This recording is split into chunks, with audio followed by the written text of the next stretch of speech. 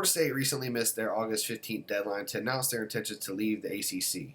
So just as you thought the smoke around conference realignment was starting to settle, at least as far as the ACC is concerned, not so fast. The ACC has voted to add 3 new teams in Stanford, Cal, and SMU. So the geographic makeup of conferences is officially out the window, and conference shakeup is in full swing. This move comes as FSU, Clemson, and possibly a few others are actively looking to leave the ACC and head on to greener pastures, pun intended. It's no secret that Florida State and all the other ACC teams are making significantly less money than other schools like in the SEC or the Big Ten. We're talking $30 to $40 million a year less than everybody else. That gap is only expected to widen as new TV deals for the SEC and Big Ten come to fruition, where Florida State would essentially be making $50+ million less than those other schools.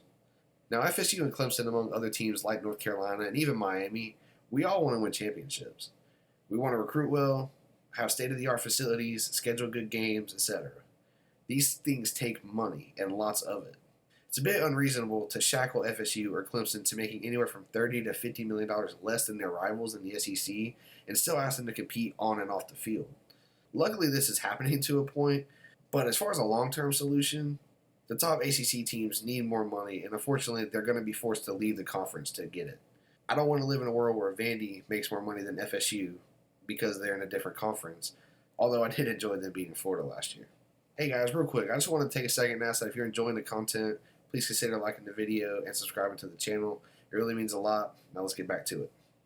Now this new addition of 3 teams in Stanford, Cal, and SMU does in theory bring in more money to the conference that then gets divided up. So it's estimated that with these new additions, the ACC would bring in an extra $72 million a year. But this then has to be divided up among 15 teams. So we're talking about not even adding $5 million to a $30 to $50 million pay gap. I appreciate it, but no thanks. This move also shows a bit of fear as far as the ACC is concerned. The ACC's deal with ESPN includes a composition clause where if the conference falls below 15 teams, ESPN can renegotiate a smaller payout.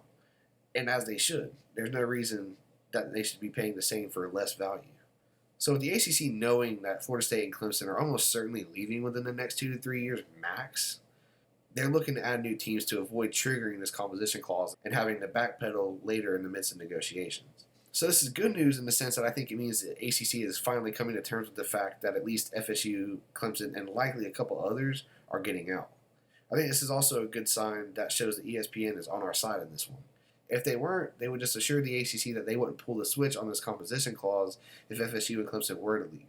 Now this is also very smart on their part as for one, the ACC's media rights are worth a fraction of what they are now without FSU and Clemson involved. Now, the other side of this coin is that ESPN also essentially owns the SEC's media rights.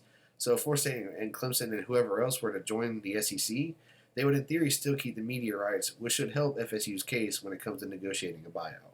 Now, the fee to leave the conference is in the neighborhood of $120 million or so, and then the buyout for the granted rights is anywhere from $400 to $600 million. Now, I think there could be a situation where ESPN and the ACC could negotiate a fair price for Florida State and Clemson to leave for the SEC. Florida State gets more money, ESPN still keeps our media rights, and the ACC gets to stay intact. Otherwise, Florida State has an offer from the Big Ten, who is backed by Fox, which is an ESPN competitor. Fox is definitely trying to come after our media rights and trying to take them away from ESPN. This offer comes with a loophole as well, to where Florida State could kind of do both in a way. They'd essentially pay the initial buyout to leave the ACC and then leave the granted rights intact. To my understanding, the ACC would control, say, the 6 home games for Florida State, while the Big Ten would control and pay FSU for 6 road games, as long as it's against Big Ten opponents.